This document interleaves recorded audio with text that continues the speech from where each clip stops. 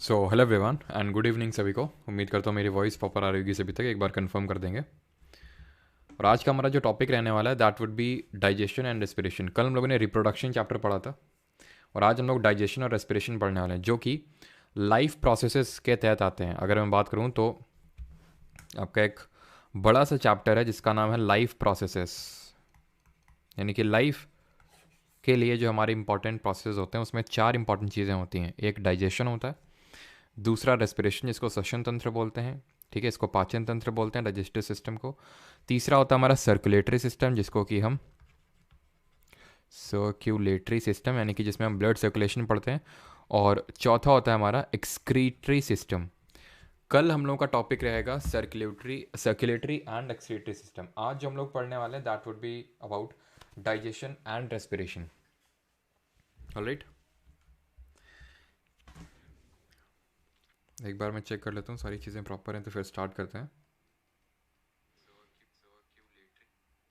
हाँ जी, good evening सभी को। विद ब्रॉडकास्ट प्रताप चंद्रा, मियाँ सेठी, अदिति सिंह, कार्तिक मीना, ठीक है। तो पहले हम लोग पढ़ेंगे डाइजेशन एंड उसके बाद रेस्पिरेशन पढ़ेंगे। ऐसा नहीं है कि कोई दोनों चीज़ें अलग, ठीक है। वॉल्यूम अभी बढ़ गया होगा, ठीक है। वॉल्यूम वॉल्यूम अभी बढ़ गया होगा, ठीक है। वॉल्यूम का प्रॉब्लम अभी नहीं आ रहा होगा, ठीक है। अभी आई थिंक वॉल्यूम का प्रॉब्लम नहीं होगा, एक बार आप कंफर्म कर देंगे। तो आज का हमारा टॉपिक का मतलब डाइजेशन और रेस्पिरेशन रहने वाला है। तो ऐसा नहीं कि दोनों टॉपिक आपके कुछ अलग अलग हैं या फिर इन साइलोज हमें पढ़ने हैं।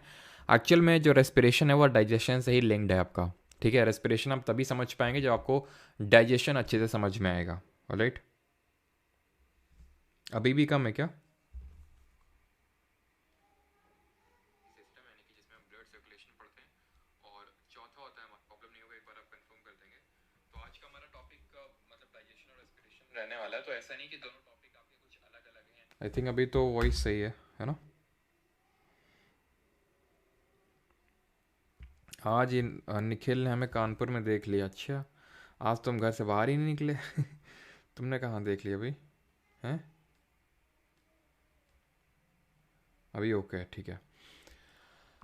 तो चलिए स्टार्ट करते हैं। सबसे पहले डाइजेशन। अब मैं जब वर्ड बोलता हूँ डाइजेशन तो थोड़ा सा आपको समझ में आता होगा कि भाई जो खाना है उसका पाचन, ठीक है। अब एक्चुअल में जो टॉपिक आता है ना ये डाइजेशन, ये न्यूट्रिशन के तहत आता है। तो यहाँ पे मैं आपको न्यूट्रिशन नहीं पढ़ाने वाला हूँ कि डिफरेंट मोड्स ऑफ न्यूट्रिशन क्या होते हैं, autotrophic, heterotrophic, different types of heterotrophic nutrition. वो यहाँ पे हम लोग नहीं करने वाले, वो अलग से यहाँ पे मैं लूँगा अलग से। जहाँ पे मैं प्लांट का भी न्यूट्रिशन हम लोग पढ़ेंगे, फोटोसिंथेसिस वगैरह पढ़ेंगे। तो यहाँ पे मेरा टारगेट है ह्यूमंस में जो डाइजेशन होता है उसको पढ़ना, ठीक है। यानी कि ह्यूमंस में किस तरह से पाचन होता है खाने का, वो पढ़ रहे हैं हम, ठीक है। चलिए स्टार्ट करते हैं। तो जो ह्यूमन का डाइजेशन होता है वो किस चीज़ का हम डाइजेशन करवा रहे हैं? खाने का डाइजेशन करवा रहे हैं। तो भाई खाना रख लो मुंह में। यानी कि सबसे पहली बात तो ये है कि जो आपका डाइजेस्टिव प्रोसेस स्टार्ट होगा, जो डाइजेशन स्टार्ट होगा, जो पाचन स्टार्ट होगा, वो आपका माउथ से ही स्टार्ट होगा, मुंह से स्टार्ट होगा, जिसको कि हम बकल कैविटी के नाम से भी जानते हैं,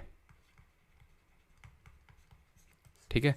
ये जो माउथ है इसको हम बकल कैविटी के नाम से भी जानते हैं, जहां से हमारा पूरा डाइजेस्टिव प्रोसेस या फिर डाइजेस्टिव सिस्टम स्टार्ट होता है।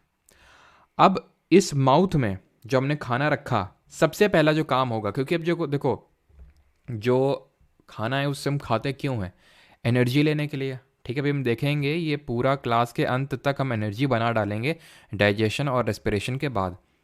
तो जो बकल कैविटी है, जो माउथ है, यहाँ से आपका डाइजेशन स्टार्ट होता है। और कैसे स्टार्ट होता है? तो सबसे पहले ध्यान रखना, जो सबसे पहला एंजाइम रिलीज होता है that is your salivary amylase.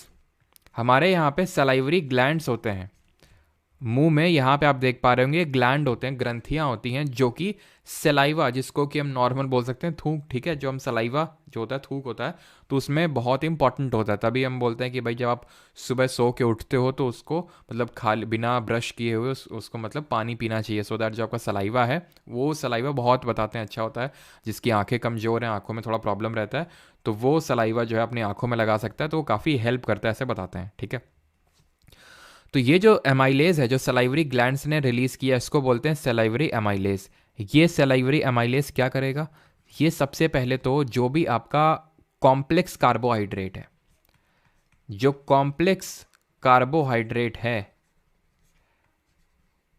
उसको ये सिंपल में ब्रेक करेगा।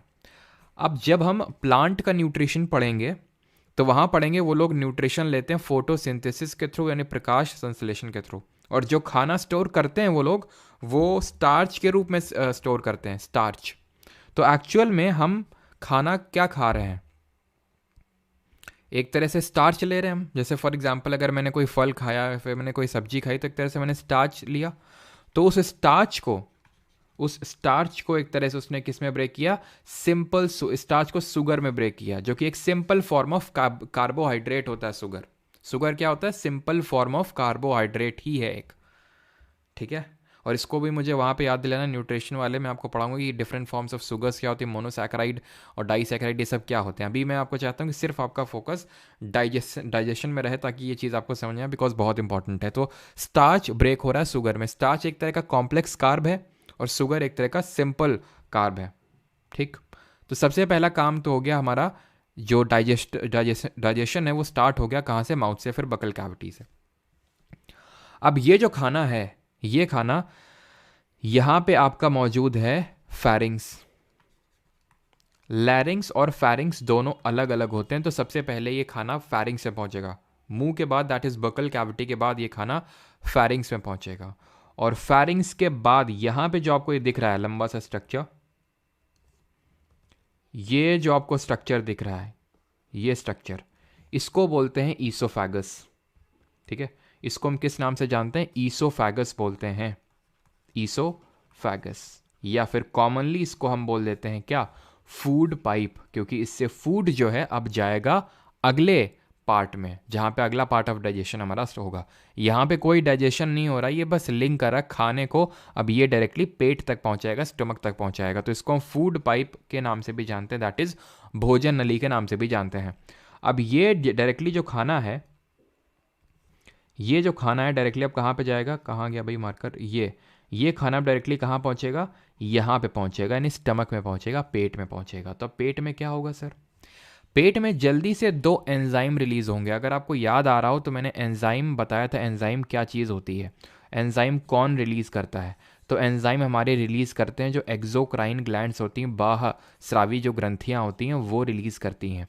जो एंडोक्राइन ग्लैंड होती हैं, अंतःस्रावी ग्रंथि, वो हार्मोन रिलीज करते हैं। ये जो एक्सोक्राइन ग्लैंड है जो एंजाइम रिलीज करते हैं, ये डक्ट का यूज करते हैं एक, लेकिन जो एंडोक्राइन होते हैं वो डक्टलेस ग्लैंड होते हैं, किसी डक्ट का यूज़ नहीं करते हैं हार्मोन को सेक्रीट करने के लिए directly into the blood, right. अब ये खाना यहाँ पे पहुँचा पेट में। अब पेट में आपका रिलीज होगा सबसे पहले तो क्या, HCl, हाइड्रोक्लोरिक एसिड। अब यहाँ पे मैं लिखता हूँ सबसे पहले कि भाई सबसे पहले सलाइवरी एमाइलेज निकला है, कहाँ पे, आपका बकल कैविटी या फिर मुंह में, माउथ में। अब आ जाते हैं स्टमक में। स्टमक में क्या रिलीज होगा, यहाँ पे मैं लिख देता हूँ स्टमक।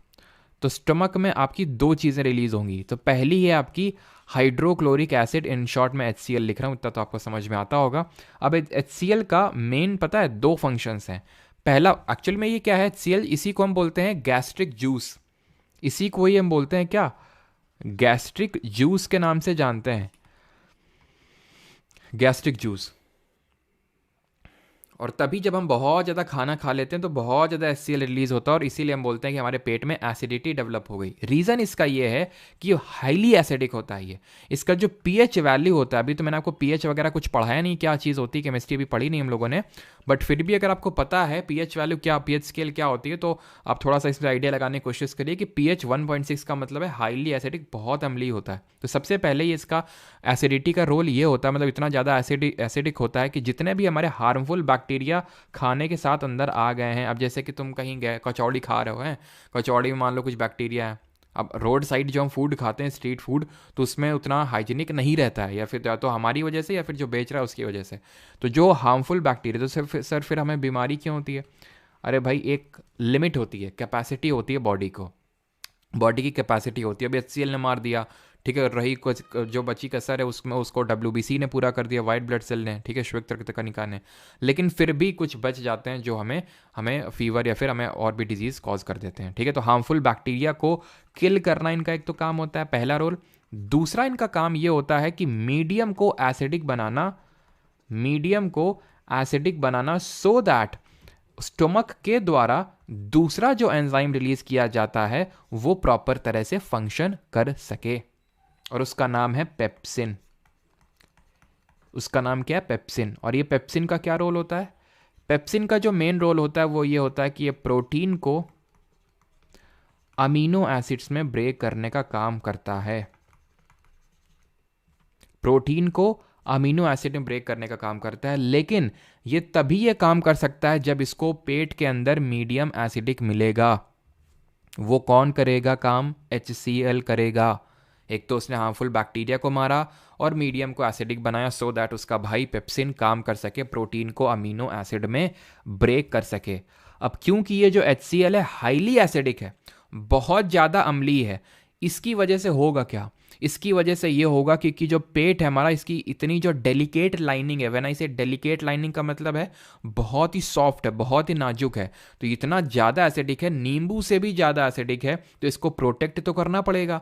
वो प्रोटेक्शन देगा एक म्यूकस मेम्ब्रेन होती है जिसको हिंदी में श्लेष्मा झिल्ली बोलते हैं, श्लेष्मा झिल्ली। तो ये म्यूकस मेम्ब्रेन क्या करती है? ये प्रोटेक्ट करती है, protects inner delicate lining of stomach. ये मेन काम होता है म्यूकस मेम्ब्रेन का कि ये जो बहुत ज़्यादा एसिडिक है HCl, इससे प्रोटेक्ट करे इनर लाइनिंग ऑफ स्टमक को। स्टमक का काम खत्म हो गया यहाँ पे। स्टमक में दो एंजाइम, एक तरह से एक तो एसिड HCl और दूसरा हमारा जो एक एंजाइम है जिसका नाम है पेप्सिन, वो रिलीज हुआ, बस स्टमक का काम खत्म। अब इस खाने को हम पहुंचाएंगे दूसरी जगह में, अपने नेक्स्ट डेस्टिनेशन की ओर। एक बार मैं चेक कर लेता हूं कि सारी चीज़ें क्लियर हैं कि नहीं, किसी कोई डाउट आउट तो नहीं है।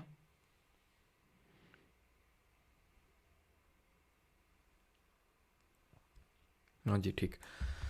तो अब ये जो स्टमक है, स्टमक से खाना अब ये कहाँ पे जाएगा? अब ये खाना पास होगा, ये जो आपको इस तरह का स्ट्रक्चर दिख रहा है ना, ये बहुत कुंडली स्ट्रक्चर इसको हम बोल सकते हैं, बहुत ही एकदम कुंडली मार के बैठा हुआ जो स्ट्रक्चर है, इसको हम बोलते हैं स्मॉल इंटेस्टाइन, यानी कि छोटी आंत।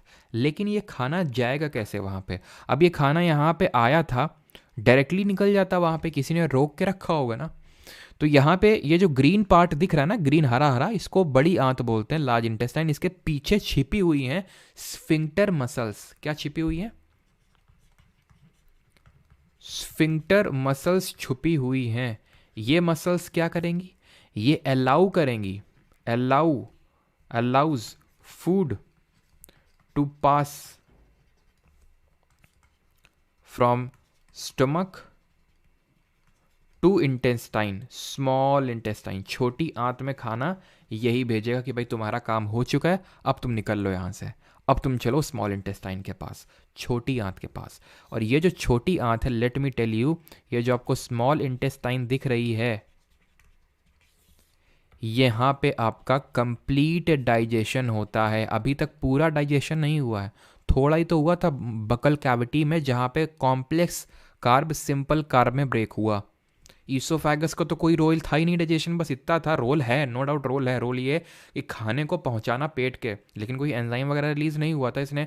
हम जब डाइजेशन पढ़ रहे हैं, इसका मतलब ये है कि खाने को इतना सिंपल फॉर्म में ब्रेक करना कि उसको हमारी बॉडी यूज़ कर सके। उसको सिंपल एकदम ब्रेक कर करके एकदम एकदम इतना तोड़ा जाता है उस फूड को, सो दैट हमारी बॉडी की हर एक कोशिका, हर एक सेल यूज़ कर सके। जब अभी आप पूरा चैप्टर पढ़ लोगे ना अभी आज के लेक्चर रेस्पिरेशन तक, तब तुम्हें समझ में आएगा कैसे खाने से हमें एनर्जी मिलती है। ठीक है, तो ये क्या है, स्मॉल इंटेस्टाइन में कंप्लीट डाइजेशन जो है आपका वो यहीं पे होता है, साइट ऑफ कंप्लीट डाइजेशन है। ठीक है, यानी कि मेजर साइट ऑफ डाइजेशन भी हम बोल सकते हैं स्मॉल इंटेस्टाइन की। इसकी जो लेंथ होती है, वो रफली 7 से लेके 8 मीटर तक की इसकी लेंथ होती है, जो छोटी आंत होती है। अब इस छोटी आंत में क्या क्या होगा वो ध्यान से समझना। ठीक है, तो अब यहाँ पे हम लिख लेते हैं जो अपना तीसरा पार्ट है, स्मॉल इंटेस्टाइन, दैट इज छोटी आंत। ठीक है, स्मॉल इंटेस्टाइन जो छोटी आंत है, इसमें इसके 3 हिस्से होते हैं, 3 पार्ट होते हैं, डुओडेनम, जेजेनम, इलियम। ये मैंने ऑर्डर में लिख रखे हैं। यानी कि जब खाना पेट से छोटी आंत पे आएगा, स्मॉल इंटेस्टाइन में आएगा, तो सबसे पहला जो पार्ट होता है, जो सबसे छोटा पार्ट होता है, जो सबसे शॉर्टेस्ट पार्ट होता है स्मॉल इंटेस्टाइन का, उसको डुओडेनम बोलते हैं। देन जो बीच वाला पार्ट होता है उसको जेजनम बोलते हैं। जो सबसे बड़ा पार्ट होता है, सबसे आखिरी, इलियम बोलते हैं उसको। इन तीनों बहनों को, डुओडेनम, जेजनम, इलियम को यहीं पे लगा दो फुल स्टॉप। अब तुम ध्यान से समझो, स्मॉल इंटेस्टाइन खुद से कोई एंजाइम रिलीज नहीं करता है, इसकी हेल्प करते हैं दो लोग, लिवर और दूसरा pancreas. I again repeat, small intestine में खाना आया, स्मॉल इंटेस्टाइन के 3 पार्ट होते हैं, डुओडेनम, जेजनम, इलियम। डुओडेनम पहला, जेजनम दूसरा, इलियम तीसरा, बस। इसके अलावा और उसमें कुछ जानने की जरूरत नहीं है। अब तुम ये समझो कि इसमें, क्योंकि यहीं पे कंप्लीट डाइजेशन होता है, it is the major site for digestion, तो मतलब है कि बहुत भयंकर डाइजेशन होता है। लेकिन for the matter of surprise इसमें कोई एंजाइम खुद का रिलीज है ही, करता ही नहीं है। दो लोग इसकी हेल्प करते हैं, लिवर और पेनक्रियाज। इसको यकृत बोलते हैं हिंदी में, और इसको बोलते हैं अग्नाशय। ठीक है। लिवर की स्टडी को क्या बोलते हैं जरा बता दीजिए। और लिवर में special type of cells present होती हैं, मैंने हो सकता है पहले ही बताया हो, वो जल्दी से बताएंगे। और लिवर किस कलर का होता है ये आप बताइए, और कहाँ पे इसका प्रेजेंस होता है। ठीक है, तो पहले थोड़ा सा इसी को डिस्कस ना कर लें। स्टडी ऑफ लिवर को बोलते हैं हिपाटोलॉजी। ठीक है, हिपाटोलॉजी। सेल्स इसमें प्रेजेंट होती हैं क्यूपफर सेल्स।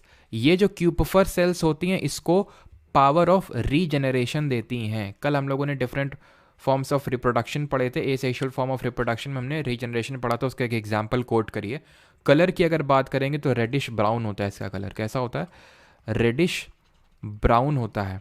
और इसकी लोकेशन यार यहाँ पे लिख देता हूँ मैं। ठीक है, जो लिवर होता है इसकी अगर हम बात करें तो लिवर जो होता है ये आपका एक तो डार्क रेड या फिर डार्क ब्राउन कलर का होता है।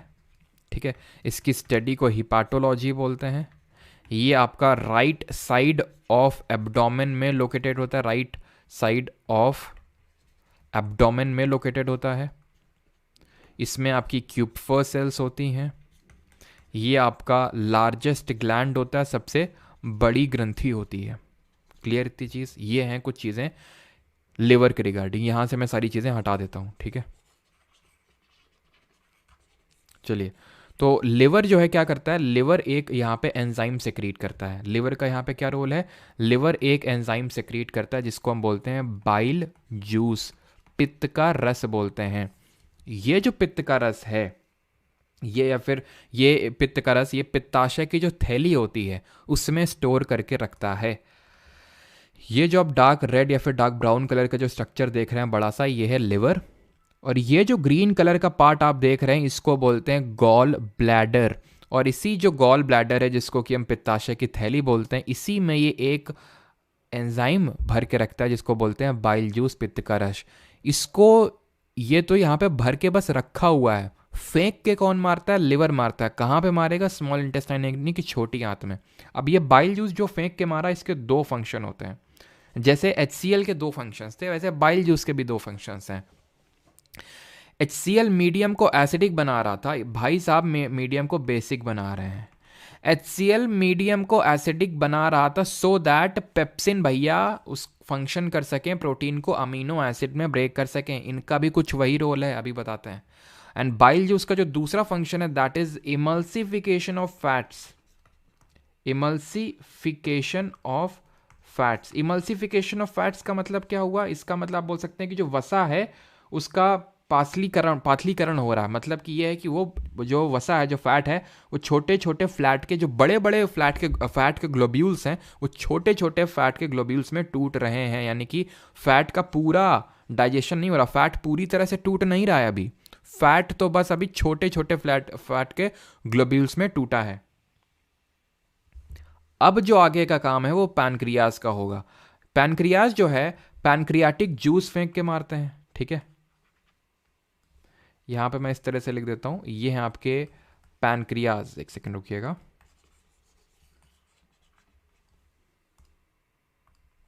हाँ जी, तो ये है हमारे पैनक्रियाज। ठीक है, पैनक्रियाज क्या कर रहे हैं? पैनक्रियाज आपका जो रिलीज करेंगे that would be pancreatic juice. ठीक है, पैनक्रियाटिक जूस में 2 एंजाइम, बहुत सारे एंजाइम होते हैं, 2 ही नहीं बहुत सारे होते हैं, बट प्राइमरली जिनके बारे में हमें पढ़ना है वो 2 है। एक तो है आपका ट्रिप्सिन। ट्रिप्सिन ट्रिप्सिन क्या करता है? जो पेप्सिन करता है क्या? प्रोटीन, जो भी प्रोटीन बच गया उसको अमीनो एसिड्स में तोड़ना, ठीक है, उसको अमीनो एसिड में ब्रेक करने का काम होता है ट्रिप्सिन का। अब जिस तरह पेप्सिन फंक्शन कर पा रहे थे, उनको चाहिए था मीडियम एसिडिक। इनके अलग नखरे थे, हमें तो मीडियम एसिडिक चाहिए, हम पेप्सी वाली फैमिलीज हैं, पेप्सी पीते हैं तो मुंह खट्टा खट्टा हो जाता है, तो इनको हमें एसिडिक मीडियम चाहिए। और इनके जो भाई हैं, बड़े भाई ट्रिप्सिन, इनके अलग नखरे, इनको मीडियम बेसिक चाहिए। तो कौन कर रहा है वहाँ पे? वो HCl कर रहा है उनके लिए, और यहाँ पे वही काम बाइल जूस इनके लिए कर रहा है। दूसरा होता है जो हमारा लाइपेस।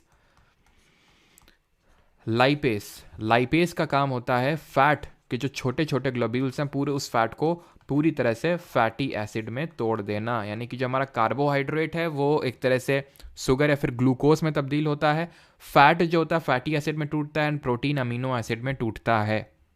ये काम था स्मॉल इंटेस्टाइन में। अब स्मॉल इंटेस्टाइन में जब आप थोड़ा सा झांक के देखेंगे तो यहाँ पे इस तरह से फिंगर लाइक, यानी कि उंगली नुमा स्ट्रक्चर, फिंगर लाइक प्रोजेक्शंस आपको देखने को मिलेंगे स्मॉल इंटेस्टाइन की इनर वॉल्स में। और ये जो फिंगर लाइक प्रोजेक्शंस होते हैं, ठीक है, यहाँ नहीं होगा तो मैं आगे लिख देता हूँ, ठीक है, चलो यहाँ पे मैं लिख देता हूँ, ठीक है, ये होते हैं विली। विली क्या होते हैं? Villi are the finger like projections in small intestine. Finger like projections in small intestine, यानी छोटी आंत में जो उंगली नुमा स्ट्रक्चर होगा उसको हम बोलते हैं विली। इसका मेन फंक्शन होता है to increase the surface area, to increase the surface area for food absorption.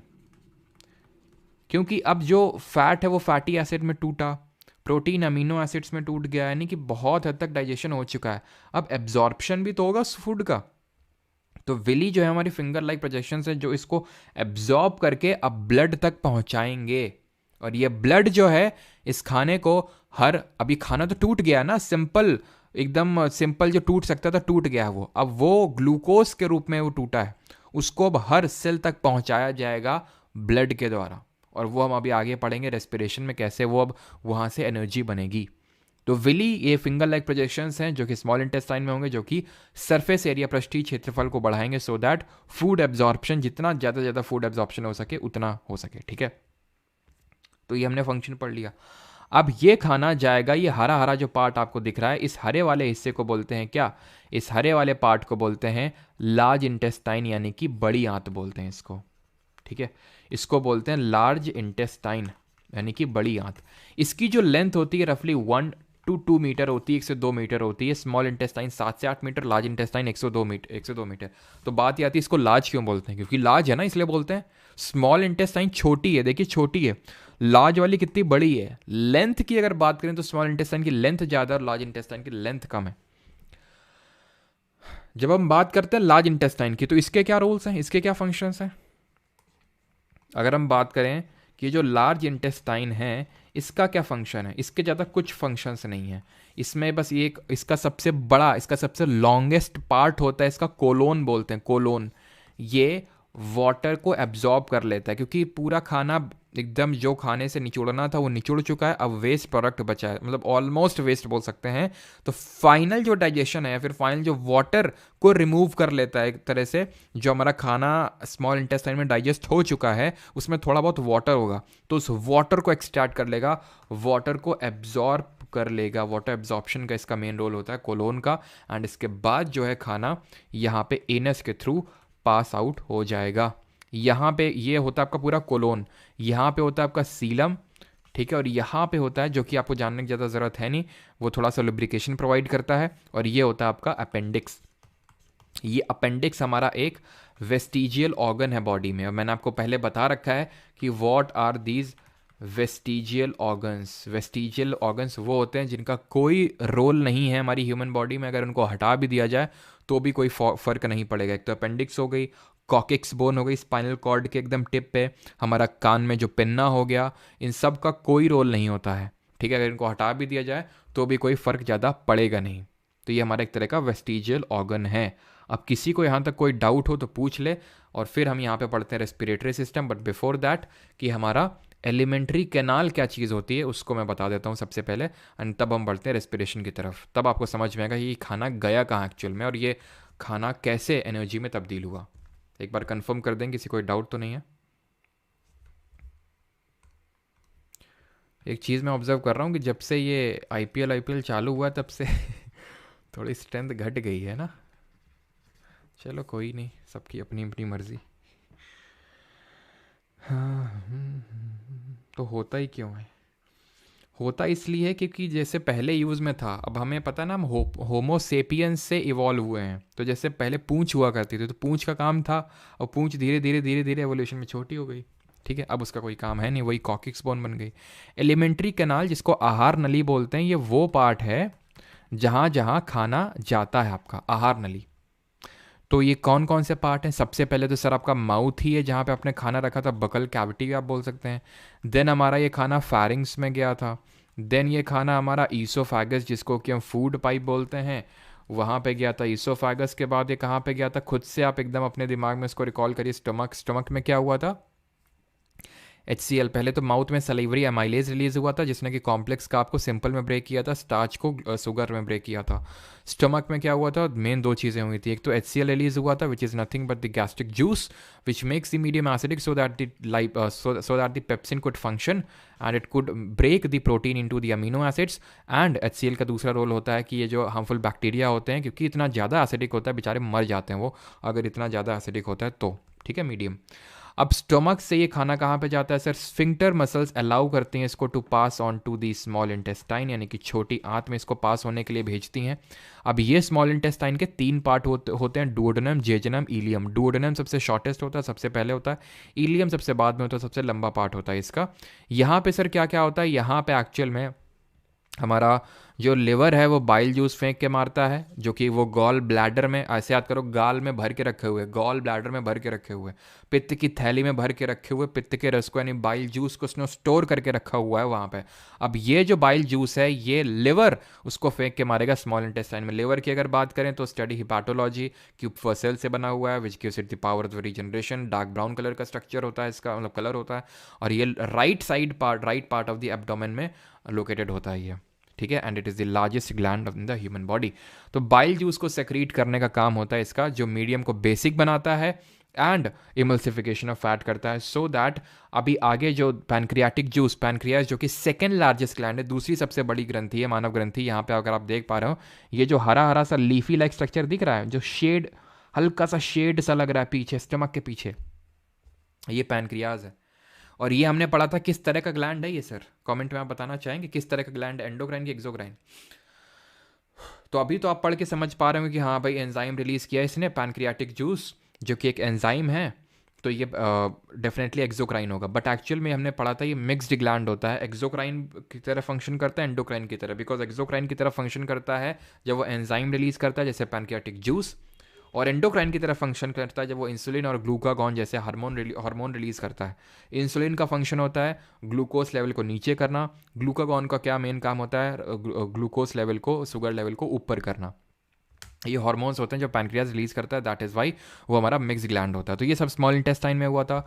Then हमारा जो कि जिसकी लंबाई 7 से 8 मीटर थी, देन ये खाना गया था लार्ज इंटेस्टाइन में, जहाँ पे कोलोन इसका सबसे लॉन्गेस्ट स्ट्रक्चर था, जहाँ पे फूड एब्जॉर्प्शन हुआ।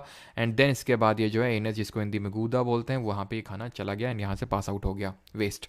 तो अगर हम बात करें तो एलिमेंट्री कैनाल की अगर आपसे लेंथ पूछ ले कि what is the length of the alimentary canal, that would be रफली, आप ये मान के चलो कि 9 मीटर समथिंग के अप्रॉक्स। और अगर मैं फीट में बात करूँ तो रफली 30 फीट के समथिंग इसकी अप्रॉक्सीमेटली टोटल लेंथ होगी एलिमेंट्री कैनाल की। अगर यहाँ पे मैं अगर लेंथ पूछ लूँ, स्मॉल इंटेस्टाइन 7 से 8 मीटर, लार्ज इंटेस्टाइन इसकी इतनी होती है रफली 1 से 2 मीटर। ठीक है, तो टोटल अगर हम बात करें तो 9 मीटर या फिर 9 मीटर के समथिंग, और 30 फीट अगर हम फीट में बात करें तो इसकी लंबाई होती है। बिकॉज स्मॉल इंटेस्टाइन देखिए एकदम कुंडली मार के बैठा हुआ है, तो अगर आप इसको एक्सटेंड करेंगे तो बहुत लंबी लेंथ निकल के आएगी। ऑलराइट, आई होप यहाँ तक किसी कोई डाउट नहीं होगा। अगर डाउट नहीं है देन आगे बढ़ते हैं, देखते हैं रेस्पिरेटरी सिस्टम, जिसको श्वसन तंत्र बोलते हैं। अब यहाँ से आपको समझ जाएंगी चीज़ें कि क्यों, कैसे एनर्जी ब्रेक हुई।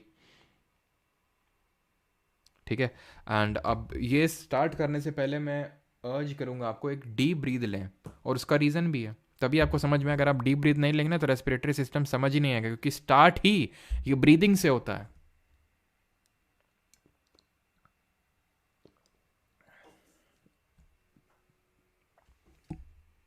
चलिए, कर लिया ब्रीद। अब क्यों मैंने ब्रीद करने को बोला? क्योंकि यहीं से स्टार्ट होगा रेस्पिरेशन। रेस्पिरेशन क्या होता है sir?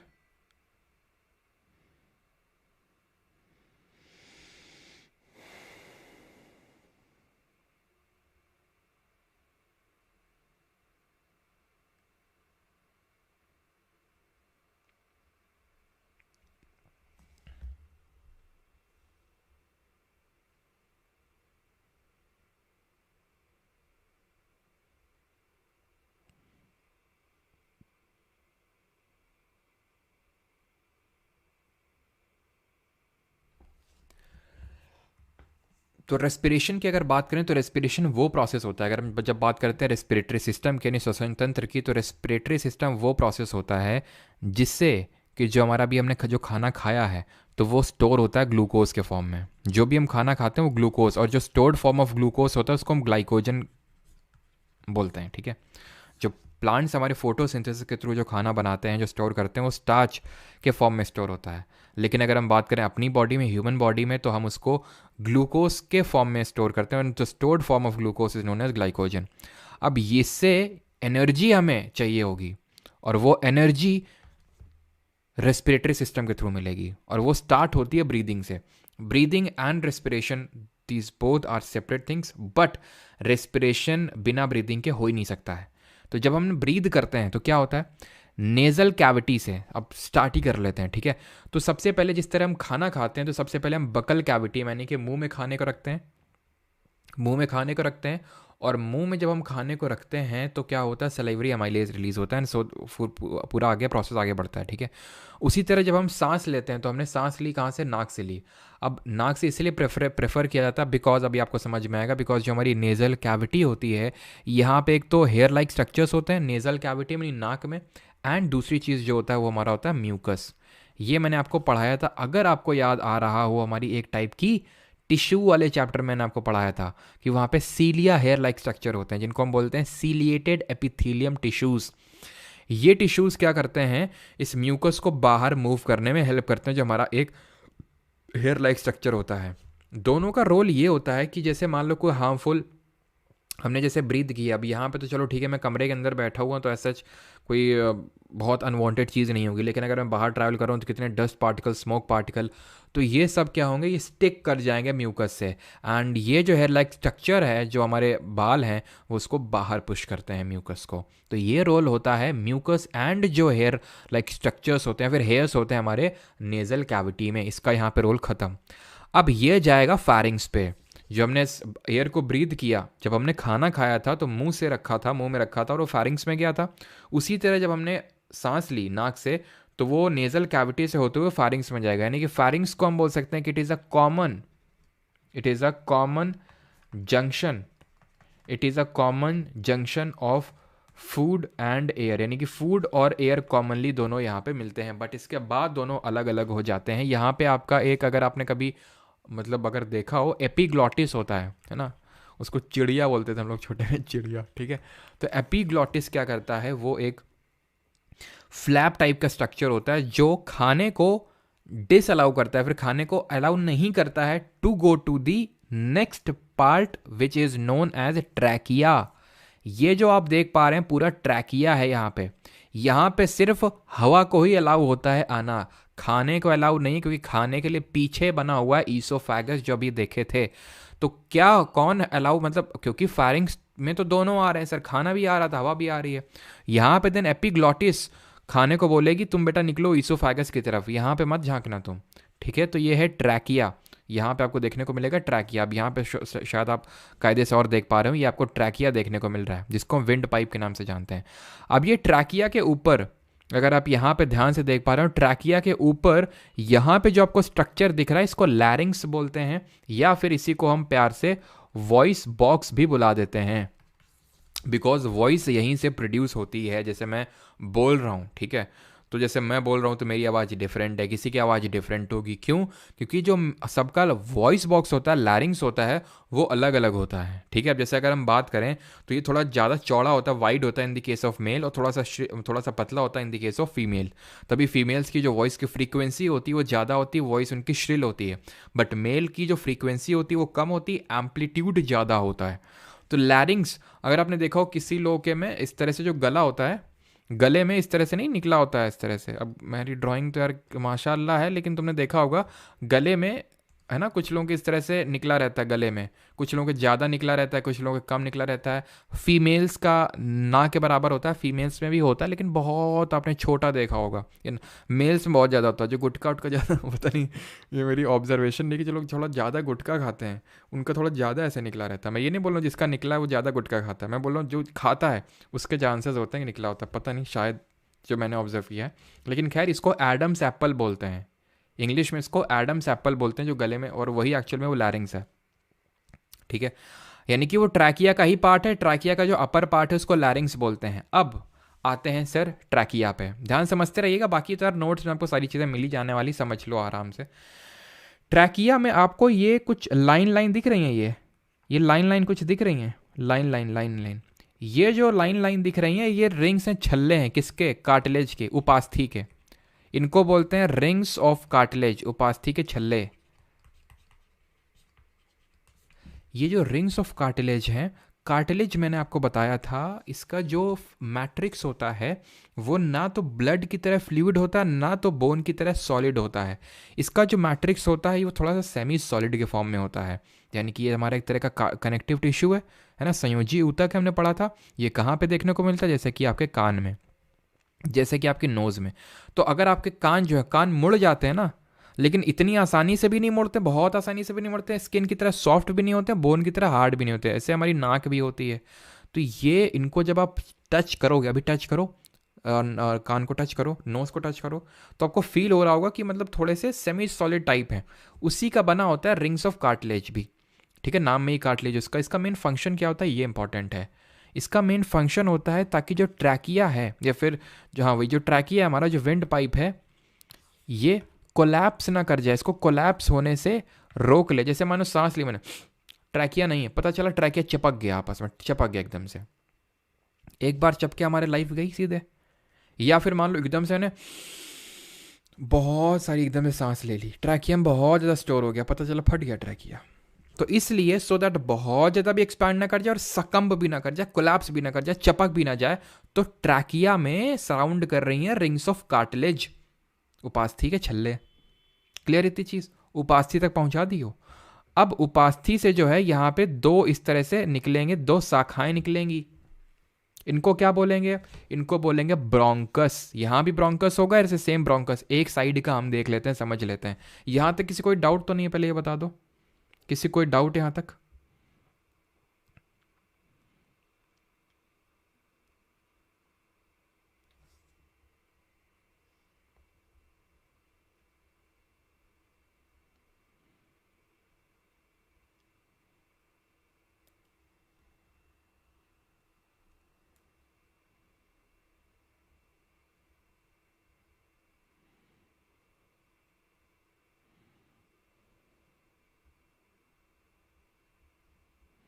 No doubt, okay. Sir आप आज सीरियस क्यों? सीरियस अभी बताते हैं यार थोड़ा क्लास के बाद में, ठीक है? क्यों सीरियस हैं आज हम? थोड़ी सी सीरियसनेस वाला माहौल तो है। चलो, तो यहाँ पे ब्रोंकस है, ठीक है? तो ब्रोंकस जो है, अब ये ब्रोंकस जो है डिफरेंट और ब्रांचेस में बटेंगे, इनको बोलते हैं ब्रोंक्यूल्स। क्या बोलते हैं? ब्रोंक्यूल्स। ठीक है, ये हमारा ट्रैकिया था, ट्रैकिया ही डिस्ट्रीब्यूट हुआ सर किसमें? ब्रोंकस में। अब ये ब्रोंकस जो है डिफरेंट ब्रोंक्यूल्स में डिस्ट्रीब्यूट होंगे, इनको बोलेंगे ब्रोंक्यूल्स। क्लियर इतनी चीज़? अब ये ब्रोंक्यूल्स के एंड में इस तरह से लगे हुए छोटे छोटे छोटे छोटे छोटे छोटे छोटे बॉल लाइक स्ट्रक्चर है ना, दिख रहे हैं आपको? छोटे छोटे बॉल लाइक स्ट्रक्चर आपको दिख रहे हैं। ये जो बॉल लाइक स्ट्रक्चर्स हैं सर एंड मैम, ये हैं आपके एल्वियोलाई, इनको बोलते हैं एल्वियोलाई। क्लियर इतनी चीज़? अभी समझते जाओ, फिर मैं आपको बताऊंगा क्या किसका क्या रोल है, ठीक है? अब ये जो हैं आपके कहाँ पे मौजूद हैं? ये लंग्स में मौजूद हैं। ये सारी चीज़ें कहाँ पे? ये लंग्स में खुल रहे हैं, इनको बोलते हैं फेफड़े, लंग्स है हमारे, ठीक है। लंग्स की जो आउटर मेम्ब्रेन होती है इसको हम बोलते हैं प्ल्यूरा, प्ल्यूरा, ठीक है। और लंग्स की स्टडी को कोई बताएगा क्या बोलते हैं? जैसे लिवर की स्टडी को पल्मोनोलॉजी बोलते हैं, ऐसे इसको क्या बोलते हैं? लंग्स की स्टडी को पल्मोनोलॉजी, सॉरी मैंने उसका लिवर का क्या बोलते हैं? हिपाटोलॉजी, और इसको क्या बोलते हैं? पल्मोनोलॉजी, लंग्स के स्टडी को, ठीक है। तो लंग्स के अंदर ही ये ब्रोंकस और ब्रोंक्यूल्स डिस्ट्रीब्यूट हो रहे हैं। क्लियर इतनी चीज? इसकी आउटर कवरिंग जो है प्ल्यूरा से बनी हुई है।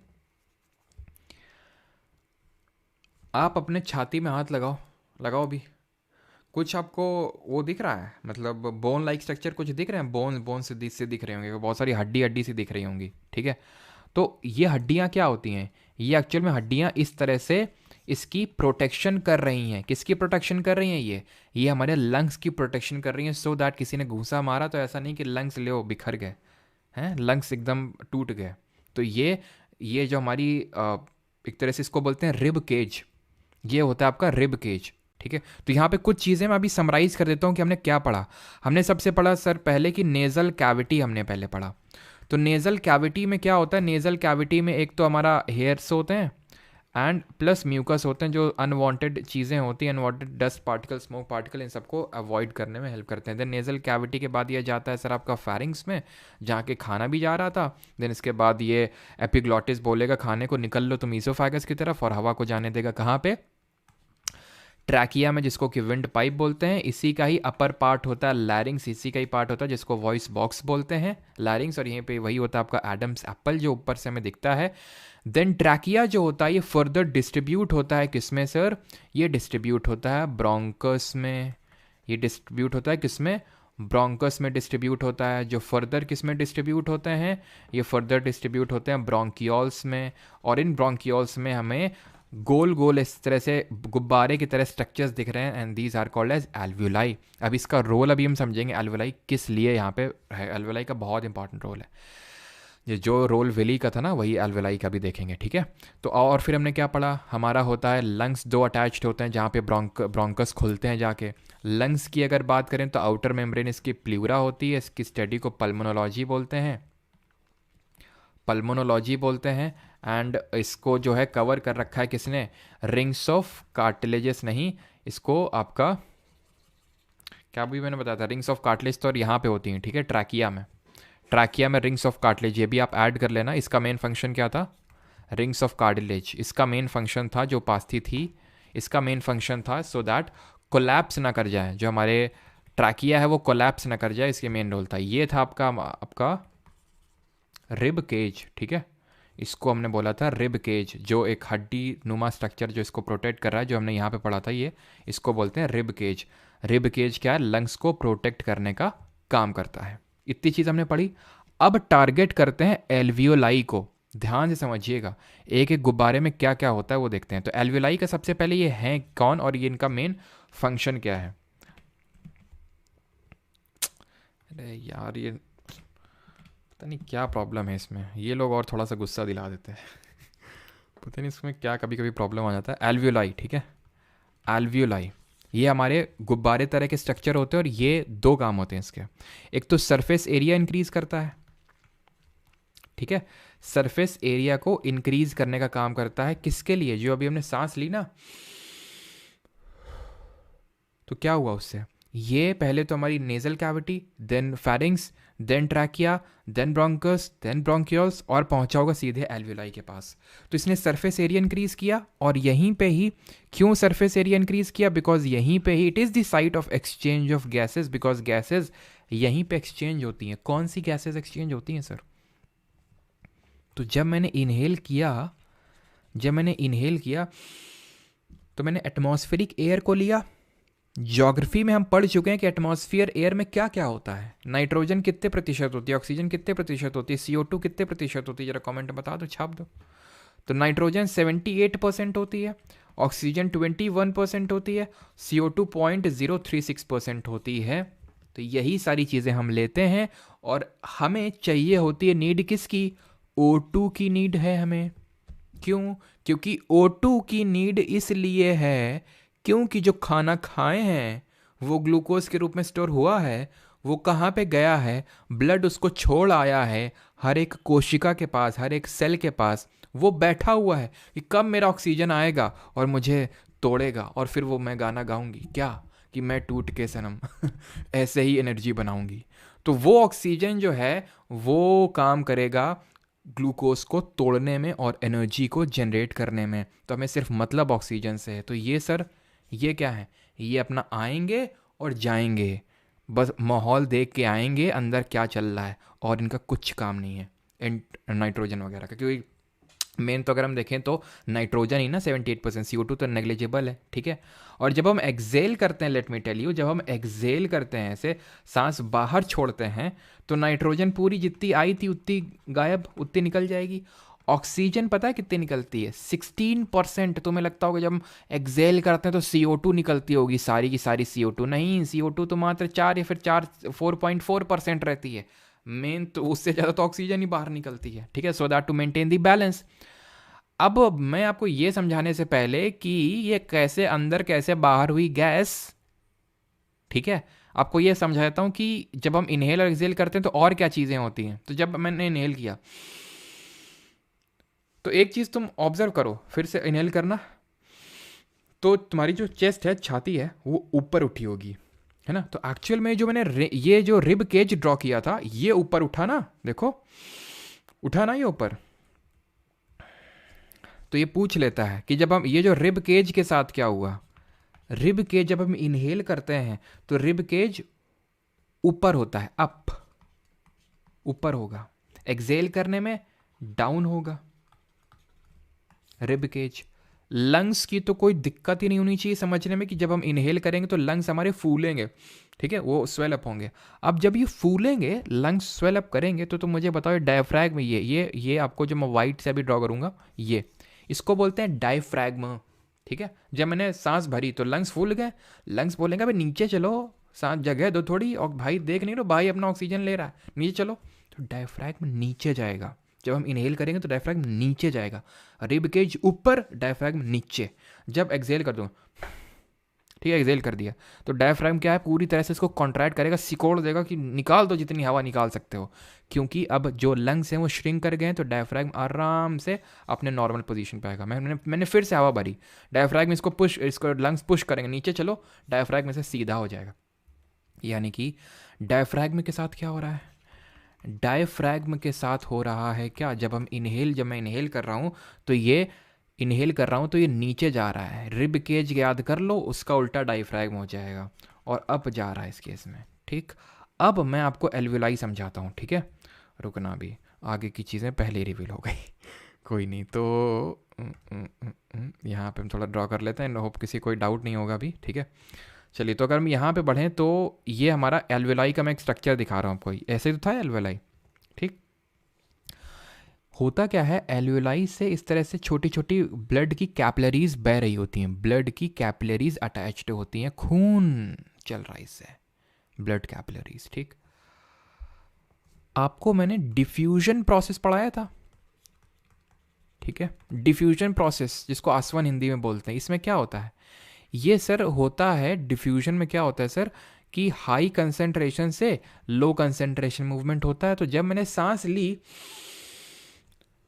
एल्वेलाई में भर गई क्या सांस, इसमें क्या था, ऑक्सीजन थी, तो यहाँ पे हाई कंसंट्रेशन हो जाएगा, किसका, ऑक्सीजन का।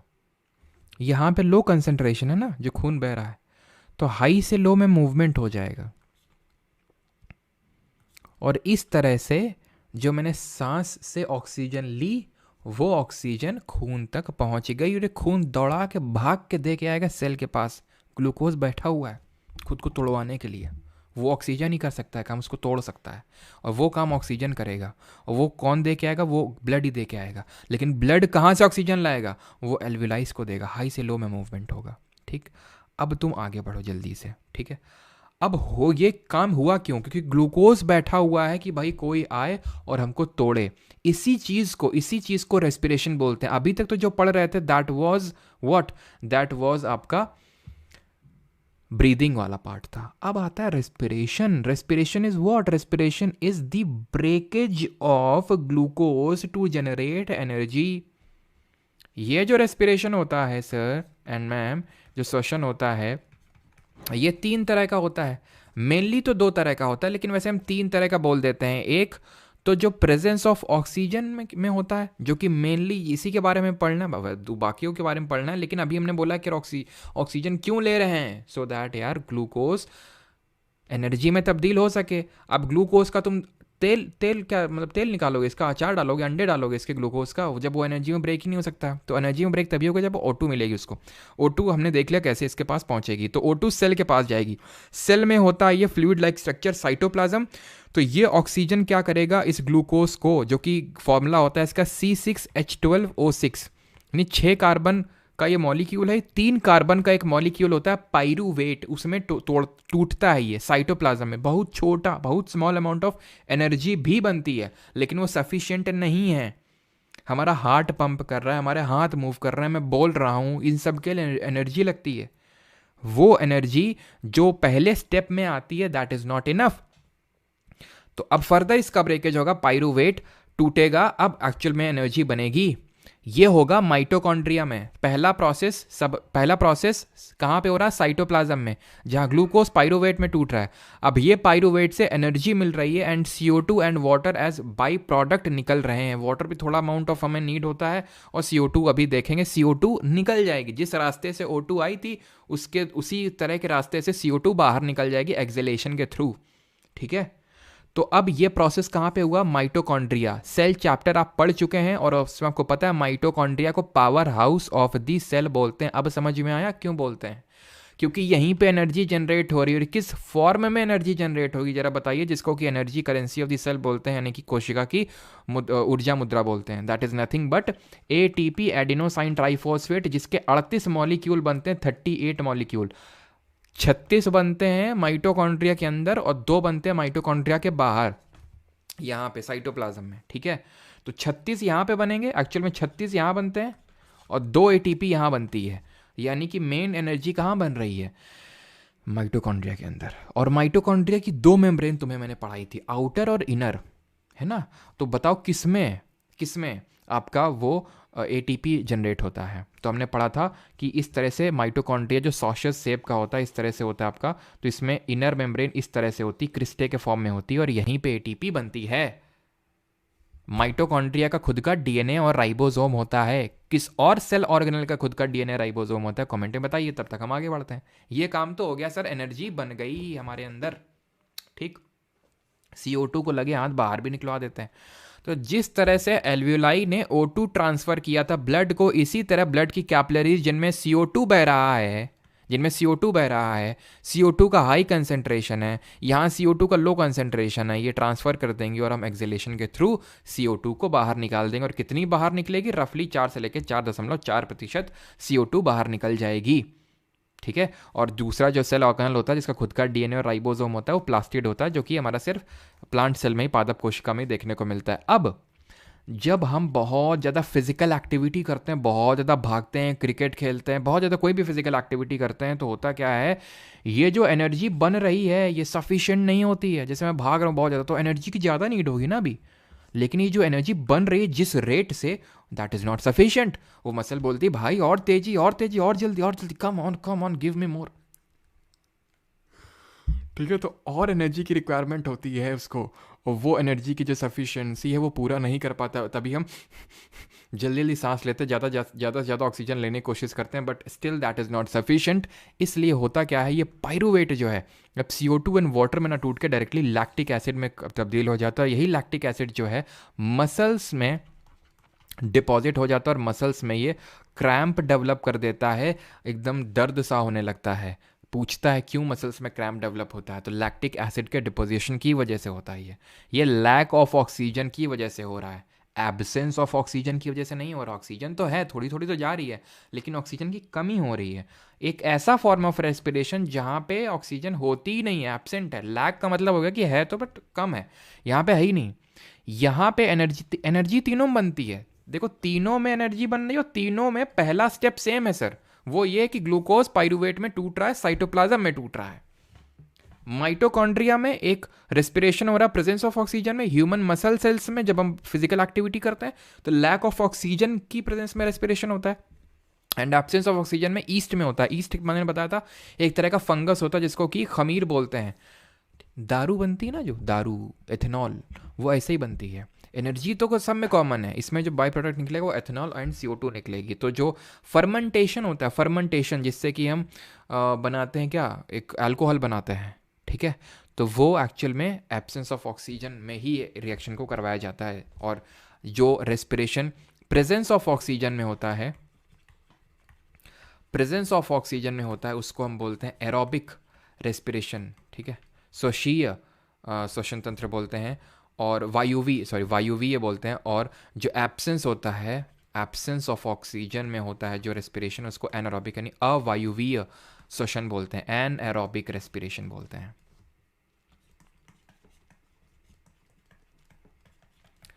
तो अभी आपको समझ में आया कि क्यों हमने खाना खाया था, कैसे खाना खाया था, और क्यों हमने ब्रीदिंग किया, और कैसे वो सारी चीज़ें काम करी। किसी को यहाँ तक कोई दिक्कत? सारी चीज़ें हमने देख ली, किसी कोई प्रॉब्लम यहाँ पे?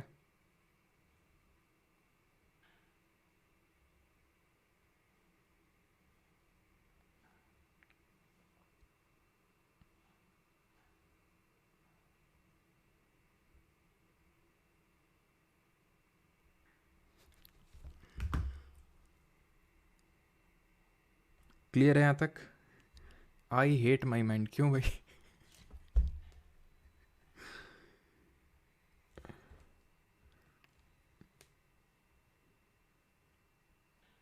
और एक चीज़ और, एंड वो चीज़ ये है, मतलब इससे रिलेटेड नहीं है बट फिर भी थोड़ा सा ध्यान रखना कि यहाँ पे जो ठोड़ी होती है ना, हमारी ठोड़ी, ठीक है, अभी तुम बोल रहे थे सीरियस सर आज सीरियस बहुत हो, थोड़ा सा मजाक कर दो तो उतने में मतलब है, वो आपके ऊपर डिपेंड करता है आप कैसे लेते हो चीज़ों को। तो देखो, अब यहाँ पे ठोड़ी होती है ना, ठोड़ी नीचे, यहाँ पे ठोड़ी में, यहाँ पे एक बोन होती है, उसको बोलते हैं हायोइड बोन, ठीक है, ध्यान रखना। ये क्या है, खाने में भी और रेस्पिरेशन में भी सब में हेल्प करती है। हायोइड बोन बोलते हैं इसको, नीचे होती है ठोड़ी में, ठीक है। क्लियर इतनी चीज़? चलिए अब करते हैं क्वेश्चन इस पर्टिकुलर टॉपिक पे।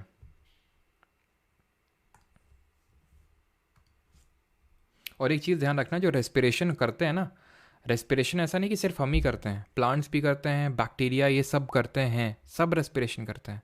अभी हमने पढ़ा जो एनारोबिक रेस्पिरेशन, वो कहाँ पे होता है? ईस्ट में होता है। सिर्फ ईस्ट में ही नहीं, ये जो आपके बैक्टीरिया वगैरह होते हैं उनमें भी होता है ये एनारोबिक रेस्पिरेशन, अवायुवीय श्वसन तंत्र। क्यों?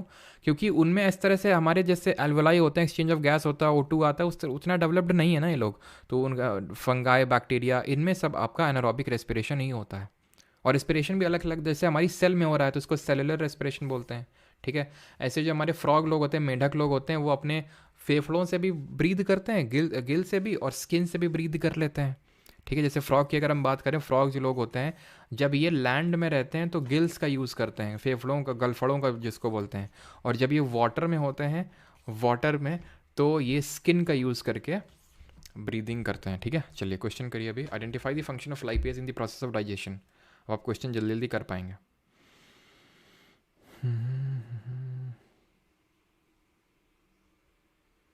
भाई तो अगर मॉक में, तो मॉक में पूछने को मैं अगर कुछ भी पूछ दूँ, ठीक है, मॉक में ये था, मॉक में वो था, क्यों मैं आपको पहले ही बता चुका हूँ। यही बात मुझसे सीजीएल मेंस के स्टूडेंट से बोलते थे, ठीक है। लेकिन मैंने वही सेम चीज़ बोली कि मॉक में नहीं, जितना मैं आपको करवा रहा हूँ वही इनफ है। अगर हाँ, अगर एसएससी में पीवाईक्यू में पूछा है देन तो वो मेरे लिए बिल्कुल प्राथमिकता है। देन आप मुझे ज़रूर बताइए कि सर ये एसएससी के पीवाईक्यू में है एंड ये हम लोगों ने नहीं किया। I would love to add this in that thing, but mock से यार, मॉक कौन बना रहा है? मॉक एसएससी वाले बना रहे हैं मॉक। जैसे मान लो कि अब तुमको हम सेलेक्ट कर लें, ठीक है, कि आओ बेटा मॉक बनाओ मेरे लिए, थोड़ा लॉजिक लगाया करो। Identify the function of lipase in the process of digestion. तो पाचन की प्रक्रिया में लाइपेज के कार्य क्या को पहचाने? तो डाइजेशन, लाइपेज कहाँ पर रिलीज होता है? तो लाइपेज पैनक्रियाटिक जूस में होता है। ये क्या करता है? ये आपका करता है breaking down the emulsified fats, यानी कि जो इमल्सिफिकेशन किया था फैट्स का, वो किसने किया था? बाइल जूस ने किया था। देन उस फर्दर इमल्सिफाइड फैट को फैटी एसिड ब्रेक करने का काम लाइपेज का होता है। Question number second, which of the following statement is not correct regarding the liver? Liver के संबंध में निम्नलिखित में, हाँ। तो अभी आप में से कोई लोग पूछ रहे थे ना कि क्यों सीरियस है, तो उसका रीज़न ये है कि चलो बाद में उसको अभी फ्लो बिगाड़ते नहीं है सर आपको हैप्पी मैरिड लाइफ। अच्छा, तो is not correct regarding the liver, तो it is situated in the upper part of the abdomen on the left side. गलत हो गया, ठीक है, बिकॉज ये राइट साइड में लोकेटेड होता है। Simple, it is the largest gland, it is secretes the bile juice that is stored in the sac called the gall bladder, it is the reddish brown gland, reddish brown colour का होता है। Liver gland secretes dash, ठीक है, dash that are stored in the sac called the gall bladder. तो किसको secrete करता है? Oestrogen, progesterone, तो कल पढ़े थे, ये हमारे फीमेल सेक्स हार्मोन होते हैं। हाइड्रोक्लोरिक एसिड तो आपका स्टमक में रिलीज होता है। जो म्यूकस होता है वो आपका जो पेट होता है ना, उसकी जो श्लेष्मा झिल्ली होती है जो इनर डेलिकेट लाइनिंग को प्रोटेक्ट करता है, that is called as mucus. The correct answer would be bile juice, option number D. In humans the digestion of carbohydrates like starch begins in which of the following part. मनुष्यों में starch जैसे carbohydrate का पाचन निम्नलिखित में से किस भाग से शुरू होता है? कहाँ से स्टार्ट होता है? स्टार्च, मैंने कहा था स्टार्च शुगर में कन्वर्ट हो रही है, and that is buccal cavity में। देन ईसोफेगस इसको पहुंचाता है कहाँ पे? एक ईसोफेगस आपका पहुंचाता है इसको पेट के पास, स्टमक में पहुंचाता है, ठीक है, एंड देन स्टमक से स्मॉल इंटेस्टाइन। अगला, in ruminants like cattle bacteria present in dash helps in the digestion of cellulose, lamb, eggs, grass या फिर चिकन। तो अगर आपको फूड को किस तरह के फूड को, तो दैट वुड बी ग्रास। घास जो होती है ना, क्योंकि इसमें सेल्यूलोस होता है, तो इसको डाइजेशन करने के लिए, इसको डाइजेस्ट करने के लिए अगर आप घास खाएंगे तो उतनी आसानी से डाइजेस्ट आप नहीं कर पाएंगे जितनी आसानी से जो हमारे एनिमल से वो डाइजेस्ट कर लेते हैं, बिकॉज इसमें सेल्यूलोस बहुत ज़्यादा होता है, तो उसको ब्रेक करना होता है, ठीक है। अगला है, which of the following is not a function of calcium in our body. इनमें से कौन सा हमारे शरीर में कैल्शियम का कार्य नहीं है? It plays an important role in blood clotting, health in the digestive system. तो ये डाइजेस्टिव सिस्टम में कहीं भी हेल्प नहीं करता है, ठीक है। Which of the following is able to और इसका मसल कॉन्ट्रैक्शन में हेल्प होता है, इसका होता है, ठीक है, और बोन्स और टीथ में तो होता ही, आप जानते हैं कैल्शियम, और ब्लड क्लॉटिंग में थोड़े बहुत ये हेल्प करता है, ठीक है। Which of the following is able to regenerate our digestive system with good microbes that will neutralise the harmful ones. Antibiotics, prosthetics, probiotics या फिर प्रोसिंथेटिक्स क्या होते हैं? Which of the following is able to regenerate our digestive system, तो इसको इनको बोलते हैं प्रोबायोटिक्स, जो हमारे डाइजेस्टिव सिस्टम को और बेटर करते हैं। Water villi present in the human alimentary canal, तो विली क्या होते हैं? विली हमारे फिंगर लाइक प्रोजेक्शंस होते हैं जो कि स्मॉल इंटेस्टाइन में मौजूद होते हैं, और ये इंक्रीज करते हैं surface area for the food absorption, and इससे क्या होता है? इससे हमारा फूड एब्जॉर्प्शन अच्छा होता है। और एलिमेंट्री कैनाल की अगर हम बात करें तो वो पार्ट होता है जहाँ जहाँ से हमारा फूड जाता है। लिवर एंड पैनक्रियाज जो होते हैं दोनों हमारे ये एलिमेंट्री कैनाल के पार्ट नहीं होते हैं। रीज़न बीइंग कि यहाँ से खाना हमारा पास नहीं होता है, फूड यहाँ से पास नहीं होता है। फूड जहाँ जहाँ से जाता है वही होगा एलिमेंट्री कैनाल का पार्ट।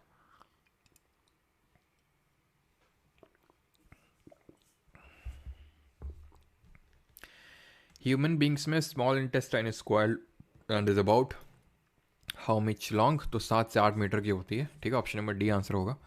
रिकमेंडेड डाइटरी अलाउंस ये क्या होता है? तो इट इज़ रिक्वायरमेंट, कितनी मतलब डाइटरी हमें नीड है, that is called as requirement plus margin of safety, है ना। अगला क्वेश्चन है, which type of carbohydrate can not be broken down by the GI, that is gastrointestinal tract, does not provide energy but helps the body get rid of the waste and keeps the intestinal tract healthy. तो कौन सा part होता है, कौन सा part होता है food का जो कि इंपॉर्टेंट तो है लेकिन उसका डाइजेशन नहीं होता है, यानी कि वो ब्रेक नहीं होता है? एक तरह का कार्बोहाइड्रेट होता है, एनर्जी प्रोवाइड नहीं करता है, बट एक्चुअल में इसका मेन रोल ये होता है कि ये खाने को बहुत ही आसानी से पास होने में हेल्प करता है, और जो हमारा स्टूल है, जो हमारा वेस्ट है, उसको भी बहुत आसानी से पास होने में हेल्प होता है, that is fibre which is a form of roughage. तभी अगर मान लो आप का पेट ढंग से साफ़ नहीं होता, आपको कॉन्स्टिपेशन की प्रॉब्लम है, तो डॉक्टर आपको एडवाइस करता है कि आप ग्रीन लीफी वेजिटेबल्स खाइए, फ्रूट्स खाइए, बिकॉज इसमें फ्रूट जूस नहीं, फ्रूट जूस आप निकाल रहे हैं तो आपने एक तरह से फ्रूट की शुगर पूरी निकाल ली पानी से एक फॉर्म में, ठीक है, वो भी अच्छा है, लेकिन जब आप उसको रॉ फॉर्मेट में खाएंगे तो आप उससे फाइबर भी लेंगे, उसका रफेज भी लेंगे, जो आपकी जो गैस्ट्रो इंटेस्टाइनल ट्रैक्ट है उसकी लाइनिंग को स्मूथ करेगा, ठीक है। 14th, metabolic reactions in our body are carried out by, तो मेटाबॉलिक रिएक्शंस कौन कैरी करता है? तो भाई ये करता है प्रोटीन। प्रोटीन हमने देखा था अमीनो एसिड, पेप्टॉन या फिर अमीनो एसिड में ब्रेक होता है, ठीक है। अगर कहीं पेप्टॉन भी लिख के आ जाए तो कंफ्यूज मत होना, वही सेम चीज़ है ऑलमोस्ट, ठीक है। तो प्रोटीन एक इंटरमीडिएट हम प्रोडक्ट मान सकते हैं। तो प्रोटीन, टू पेप्टॉन या फिर अमीनो एसिड में जो ब्रेक हो रहा है, इनको हम बिल्डिंग ब्लॉक बोलते हैं। अमीनो एसिड से ही मिलकर एक तरह से प्रोटीन बना हुआ है, तो ये हेल्प करते हैं मेटाबॉलिक रिएक्शन। मेटाबॉलिक रिएक्शन दो तरह की होती हैं, एक होता है एनाबॉलिज्म और दूसरा होता है कैटाबॉलिज्म। एनाबॉलिज्म का मतलब होता है एक तरह से याद रखो कंस्ट्रक्शन, ठीक है, कंस्ट्रक्शन, और कैटाबॉलिज्म का एक तरह से ऐसे याद रखो डिस्ट्रक्शन, इसमें चीज़ें टूटती हैं और उसमें चीज़ें बनती हैं।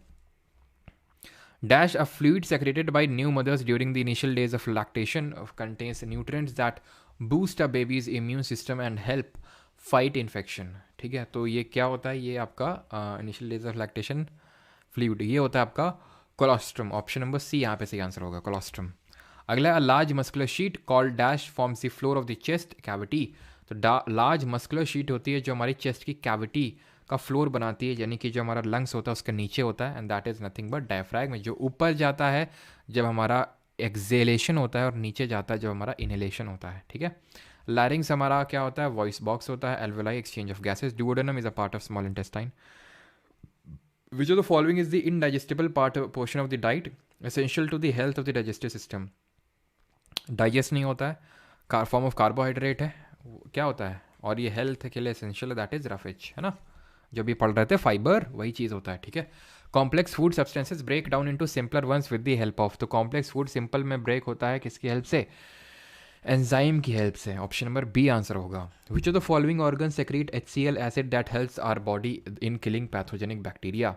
तो खाना आता है, उसको एसिडिक कौन बनाता है, उसको एसिडिक बनाता है HCl, ठीक है, स्टमक में, एंड देन ये खाना जाता है स्मॉल इंटेस्टाइन में, जिसको बेसिक बना देता है कौन, बाइल जूस। तो बाइल जूस का मेन फंक्शन क्या होता है, खाने को बेसिक बना देना। जो खाना एसिडिक है ना, क्योंकि अभी HCl रिलीज हुआ था तो खाना एसिडिक होगा, उसका जो pH वैल्यू होगा वो 7 से कम होगा। देन जब ये बाइल जूस से मिलेगा तो उसको एसिडिक बना देगा, पहले तो न्यूट्रलाइज कर देगा, देन एसिड अल्कलाइन बना देगा, बेसिक बना देगा। What helps the acidic food alkaline that is coming from the stomach. देखो वही क्वेश्चन पूछ लिया कि जो एसिडिक फूड आ रहा है स्टमक से उसको अल्कलाइन कौन बनाएगा। तो भाई पेप्सिन प्रोटीन को पेप्टोन या फिर अमीनो एसिड में ब्रेक कर रहा है। गैस्ट्रिक जूस ये तो एसिडिक ही बना रहा था HCl। हाइड्रोक्लोरिक एसिड वही सेम चीज़ ही है। आंसर क्या होगा, बाइल जूस, जो कौन सेक्रीट कर रहा है, लिवर। स्टोर कहाँ पे है, गॉल ब्लैडर में, पित्त की थैली में स्टोर्ड है ये। ठीक है, और बस आगे बढ़ते हैं। अच्छा, हमने जिस तरह से देखा था लिवर का कलर क्या होता है, रेडिश ब्राउन का होता है, उसी तरह पैनक्रियाज आपका ग्रीनिश कलर का स्ट्रक्चर होता है pancreas. Which of the following is incorrect, इनमें से कौन सा गलत है, ये आई थिंक आप कर सकते हैं, वही सेम क्वेश्चन है। Which part of the digestive system receive secretions from the liver and pancreas. तो लिवर और पैनक्रियाज से सेक्रेशन किसको मिलता है, स्मॉल इंटेस्टाइन को मिलता है। खत्म क्वेश्चन है। ठीक है, बताइए इनमें से कौन सा, ये सब क्वेश्चन खुद करेंगे आप। ठीक है, कौन सा पार्ट नहीं है एलिमेंट्री कनाल का। तो एलिमेंट्री कनाल का पार्ट वो नहीं है जहाँ खाना नहीं जाता है भाई। कोलोन की अगर हम बात करें तो ये लार्जेस्ट पार्ट है स्मॉल इंटेस्टाइन का। रेक्टम भी वहीं मौजूद है, सॉरी लार्ज इंटेस्टाइन का। रेक्टम भी लार्ज इंटेस्टाइन के एंड में मौजूद है। बगल कैविटी मुंह है, ईसोफेगस फूड पाइप, स्टमक और इंटेस्टाइन, यहाँ पे खाना जा रहा है। लिवर और पैनक्रियाज का रोल सिर्फ इतना है कि वो डाइजेशन में पार्ट करते हैं, एंजाइम्स फेंकते हैं, लेकिन वहाँ पे खाना जाता नहीं। तो 2-3 क्वेश्चन आप खुद से कर सकते हैं। अभी आते हैं ह्यूमन रेस्पिरेटरी सिस्टम पे। In boys the growing larynx is visible as a distinctive bulge at the front of the throat called as adrenaline, कंठमणि यानी एडम्स एप्पल, कॉर्न या फिर ग्यूलेट। ठीक है, देखो कितने भयंकर रूप से लोग भागते हैं। अब साफ समझ में आता है क्यों भाग रहे हैं, क्योंकि हाँ चल रहा होगा मैच, रहा नहीं जाता है, तड़प ही ऐसी है।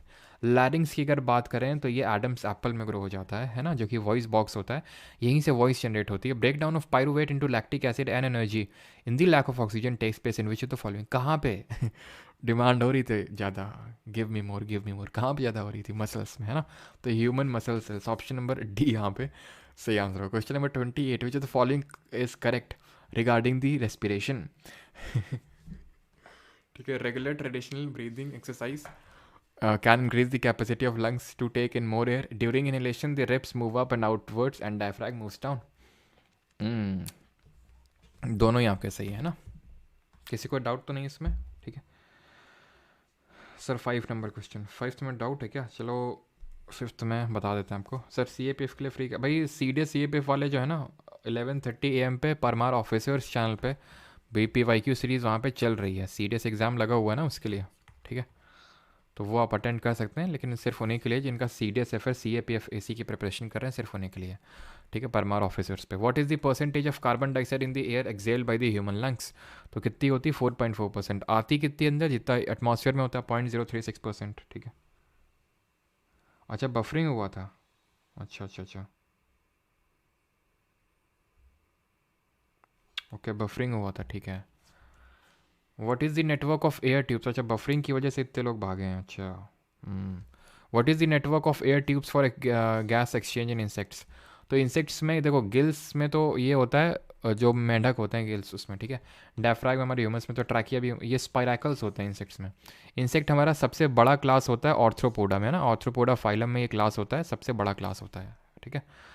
द ग्रोइंग वॉइस बॉक्स क्या होता है, एडम्स एप्पल होता है। Which part of the plant allows for the uptake of carbon dioxide, तो कार्बन डाइऑक्साइड आता है, limits the loss of water due to operation, क्या होता है, exchange of gases in plants कहाँ पे होता है, हुँ? कहाँ पे होता है एक्सचेंज ऑफ गैसेस, तो ये हमारे स्टोमेटा होता है। स्टोमेटा कहाँ पे मौजूद होता है, स्टोमेटा मौजूद होता है जो लीफ होती है ना उसके नीचे, मैंने आपको बताया था जो लीफ होती है, पत्ती होती है, पत्ती के नीचे मौजूद होते हैं पोर लाइक स्ट्रक्चर, जिसको बोलते हैं स्टोमेटा, जहाँ पे एक्सचेंज ऑफ गैसेस होता है, जिनको गार्ड कर रहे होते हैं गार्ड सेल्स, जो उसकी क्लोजिंग और ओपनिंग में हेल्प करते हैं। कमेंट में चाहिए बताइए यहाँ पे आपके कौन से टाइप ऑफ टिश्यूज़ लोकेटेड होंगे, इस पर्टिकुलर पार्ट पे कौन से टिश्यूज़ लोकेटेड होंगे। तो अगर हम बात करें यहाँ पे आपके लोकेटेड होंगे क्या, कॉलन कायमा which is irregularly thicken at the corners, अगर आपको याद आ रहा हो कॉलन कायमा इरेगुलरली थिकन होता है कॉर्नर्स पे। और यहाँ पे आपके इंटर कैलरी मेरिस्टेमेटिक टिश्यू भी लोकेटेड होते हैं, जब तक ग्रो कर रहा है तब तक तो इंटर कैलरी, और नहीं तो कॉलन कायमा यहाँ पे प्रेजेंट होता है। वेन्स ऑफ लीव में कौन से होते हैं जरा बताइए, वेन्स ऑफ लीव में, तो वेन्स ऑफ लीव में होता है आपका स्क्लेरन कायमा। सर आर्टिकल 31, अब आर्टिकल 31 भाई रिपील कर दिया गया था, ठीक है। 44th अमेंडमेंट जो था जिसमें कि आपका राइट टू प्रॉपर्टी था उसको रिपील कर दिया जा चुका था, पढ़ाया तो था मैंने आपको। Tiny pores present on the surface same stomata होगा, ठीक है। तो आप खुद से क्वेश्चन अभी कर सकते हैं, 3-4 क्वेश्चन है, ठीक है। Small the upper part of the respiratory tract is provided with the small hair like structure called as bronchi, cilia, villi या फिर एल्वेलाई। तो सर विली तो उसमें होता है स्मॉल इंटेस्टाइन में, एल्वेलाई ये फिंगर लाइक, ये सॉरी ये हेयर लाइक स्ट्रक्चर तो और नहीं होते, गुब्बारे लाइक होते हैं। सीलिया होगा, सीलिया इज व्हाट, मैंने बोला था ना सीलिया देखते ही बाल बाल दिखना चाहिए तुमको, एकदम बाल बाल हो जाए तुम्हारे दिमाग में, ठीक है। चलिए भाई, तो 1-2 क्वेश्चन आप खुद से कर सकते हैं, लेक्चर होता है यहाँ पे ख़त्म, है ना। बाकी थैंक यू फॉर ज्वाइनिंग, मिलते हैं कल। क्या भैया टोनी स्टार्क कहाँ हो गया, अच्छा 5वां क्वेश्चन है, टोनी स्टारक 5th क्वेश्चन में हुआ था क्या, अच्छा इसमें हुआ था, तो मैं बोल रहा था, तो इसमें मैंने मतलब जो चीज़ तुम्हें मैंने इसमें कुछ ज्ञान दिया था तुम लोगों का फ्री फंड का, वो भी तुम लोगों को नहीं पता चला क्या, मैंने कुछ फ्री फंड का ज्ञान भी दिया था इसमें, कि भाई जो हमारे गाय भैंस होते हैं वो क्या करते हैं, र्यूमिनेट करते हैं, ठीक है। मतलब खाना खाया और बैठ के आपने देखा होगा मुंह चलता रहता है, मुंह चलता रहता है, मुँह खाना खा लिया पहले मुंह चल रहा है, खाने को बाहर निकालते हैं, र्यूमन एक पार्ट होता है, ठीक है। जैसे हमारा हार्ट चैम्बर नहीं होता तो वैसे चैम्बर होता है इन लोगों का, वहाँ से खाना निकालते हैं, फिर से मुंह में लाते हैं और फिर से उसको चबाते हैं, फिर से आराम से बैठ के डाइजेशन करते हैं। उनका ये है कि भाई खा लो जितना भर सकते हो भर लो, आराम से बैठ के डाइजेशन करेंगे, और कुछ तो काम है नहीं तुम्हारी तरह कि आराम से इंस्टाग्राम चला रहे हैं, तो आराम से खाते हैं बैठ के डाइजेशन करते हैं, ठीक है। तो फ्री फंड का ज्ञान ये दिए थे इसमें तुमको कि हम भी र्यूमिनेट करते हैं, खाने को र्यूमिनेट नहीं करते, हम थॉट्स को र्यूमिनेट करते हैं, ठीक है। बाबा ओशो, बाबा परमार ठीक है। तो हम थॉट्स को र्यूमिनेट करते हैं, तो र्यूमिनेट हम कैसे करते हैं, ठीक है। तो थॉट्स को रिमिनेट ऐसे करते हैं कि जो हमारे पास्ट में जो चीज़ें हुई हैं उसको हम फिर से वापस लाते हैं ब्रेन में, फिर से बार बार उसको खुद को रिमिनेट करते हैं बार बार कि यार ऐसा कैसे हो गया, उसने उस मेरे को ऐसा कैसे कह दिया, कैसे ऐसे हो गया। जो चीज़ें हफ्ते भर पहले 2 दिन पहले हो चुकी उसको भी हम अगेन माइंड में ला के, प्रेजेंट में ला के खुद को टॉर्चर कर रहे हैं, फिर से उसको रिमिनेट कर रहे हैं, उस चीज़ को लेकर बार बार सोच रहे हैं, है ना। सीरियस क्यों हैं, अच्छा सीरियस यार इसलिए हैं 5 to 8 में बफ था, अच्छा इसीलिए इतने लोग भागे थे। 6th में आपका प्लेटियलमेंथिस, ऐसा था क्या। 7th का भाई ग्रास, 8th का it helps in the digestive system, ये तो भारी बलंडर हो गया, हमने देखा ही नहीं। सीरियस यार इसलिए हैं, सीरियस तो नहीं है, थोड़ा दर्द से कराह रहे एक्चुअली क्या ना कि पीठ जो है काफ़ी दर्द करती है यार, और उसको मैंने दिखवाया थोड़ा सा, अभी थोड़ा होली का एक दिन ब्रेक था तो मसाज वगैरह करवाया, तो पता चला काफ़ी गांठें पड़ी हुई हैं पीठ में, ठीक है। मतलब कि वो जो नहीं स्वेलिंग हो रखी है पीठ में, ठीक है। तो वही थोड़ा सा दर्द में कराह रहे तो वही है, अब बाकी दुखी उखी तो क्या ही है, अभी तुमको बताओ तो एकदम आसाद है, ऐसा दुखी उखी कुछ नहीं है ना। बस वो दर्द होता है और कुछ और भी बाकी दर्द है लाइफ में दर्द तो काफ़ी रहते हैं यार, है ना, कभी खुशी कभी गम।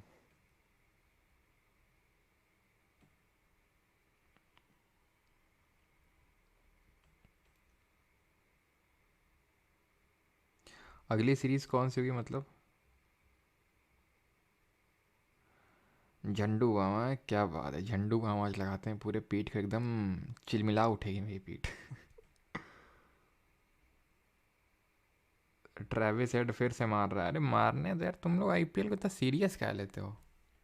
सालों से चला रहा, रोज क्या बल्ला उठा के आ जाते हैं। अरे वर्ल्ड कप देखने में तो मज़ा भी आता है, इंडिया के सपोर्ट करने में, आज इधर कल उधर। पहले हम भी तुम्हारे लोगों की तरह पागल हुआ करते थे। फिर एक दिन मौसी ने बोला ये क्या आईपीएल देखते रहते हो, तब से मैं जो है आईपीएल वगैरह में ज़्यादा, ठीक है खाना वाना खाते हुए देख लिया। ऐसा नहीं है कि मतलब वो, क्या मतलब यार, आज इस टीम में कल उस टीम में, किसको सपोर्ट करूँ मैं जिसको सपोर्ट करता था वो दूसरी टीम में चला गया एक दिन, ठीक है, उस दिन मेरा फिर विश्वास उठ गया आईपीएल से। हाँ सर, दर्द बांटने वाली चीज़। सही पकड़े हैं।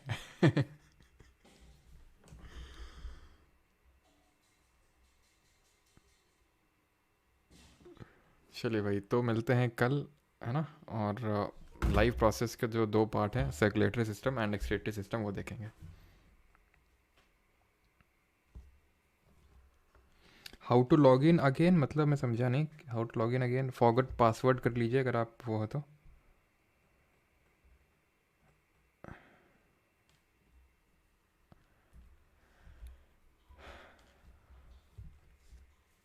चलिए भाई, थैंक यू। एक्चुअली क्या है, कमेंट पता नहीं क्या होता है क्लास के लास्ट में आते आते तक, ये यूट्यूब में क्या कुछ ग्लिच हो जाता है, फिर मेरे फ़ोन में प्रॉब्लम है, वो दिखते